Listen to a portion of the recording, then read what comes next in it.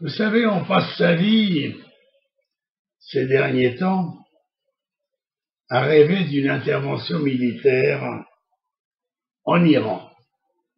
Il y a les pour, il y a les contre. Est-ce qu'on va rentrer dans la gueule de l'Iran? Est-ce qu'on va tenter de détruire cette tentative de construction d'armes atomiques dont le but final est quelque part la destruction d'Israël, puisque le leader de l'Iran, Ahmadinejad, a dit qu'il faut rayer Israël de la carte mondiale. Alors il va sans dire, je l'ai déjà dit une fois, il n'y a pas un pays au monde, pas un seul, où quelque part quelqu'un a dit il faut rayer ce pays de la carte du monde. Ça correspond exactement à une Shoah, ça correspond à ce qu'ont fait les nazis, c'est la destruction totale d'un peuple. C'est d'abord absolument irrecevable que des ordures comme Ahmadinejad puissent proclamer à la tribune de l'ONU nous allons rayer Israël de la carte du monde. C'est une atteinte violente contre un pays, c'est un casus belli. Il en faut moins que ça pour déclencher une guerre.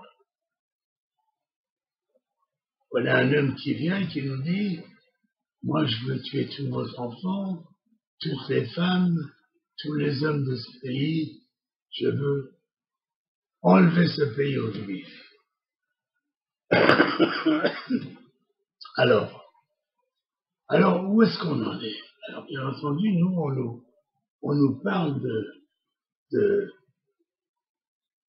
déclarer la guerre à l'Iran, ce qui serait d'ailleurs normal. Une réaction d'un pays normal, ce serait de déclarer la guerre à l'Iran. Mais on n'est pas tout seul.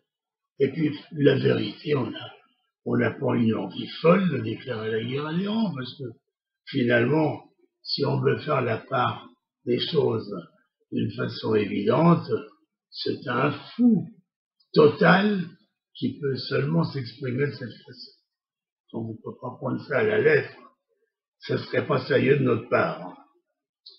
Mais néanmoins, eh bien, il faut dire que Kerry se débat actuellement dans des situations difficiles. Finalement, tout le monde est négatif en ce moment. Les Palestiniens d'Abou Mazen ne veulent plus faire la paix, sauf s'ils obtiennent des préconditions inacceptables. Alors on se débat avec eux. D'un seul coup, ils veulent de tas de choses. Ils veulent le retour des réfugiés. On ne sait même pas de quoi ils parlent.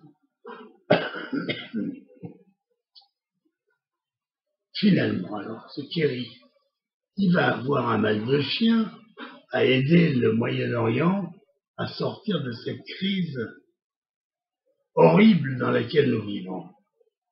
Alors, nous avons ici les problèmes avec les Palestiniens, nous avons la Syrie qui va exploser incessamment, nous avons les problèmes avec la Palestine et les territoires disputés.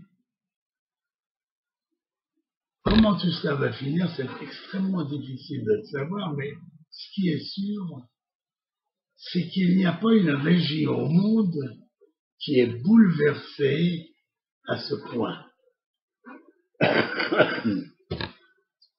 Alors, qu'est-ce qu'on va devenir?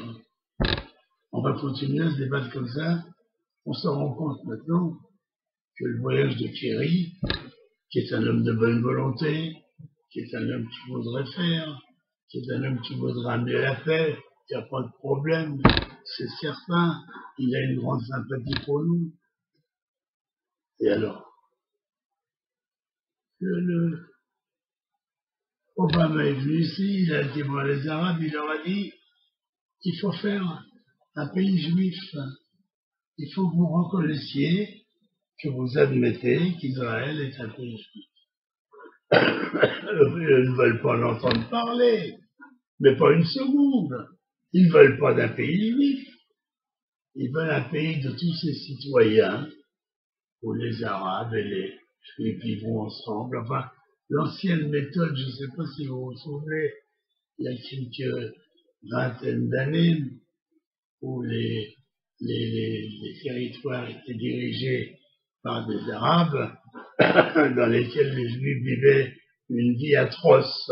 C'est la vérité.